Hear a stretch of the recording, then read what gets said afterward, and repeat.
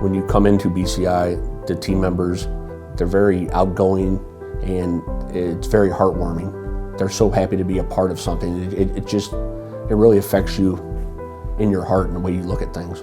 It excited me to have the team members coming to True to work. They come in, they're ready to go to work, they do a great job, ready to learn something new almost every day, it seems like.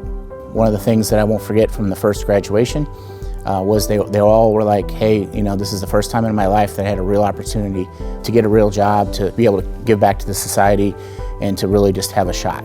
They care, and their caring is infectious. Positivity breeds positivity, right? So they improve the morale of the people that they've worked alongside. Prichett, who was one of your first graduates here, is a big part of our team. I'm proud of being the first graduate of the Skills Center. Thank you so much for letting me come work at True. You are awesome, and I love you guys. I can tell you, anybody at True that's touched anything to do with BCI, tremendous amount of pride. It's a great success story.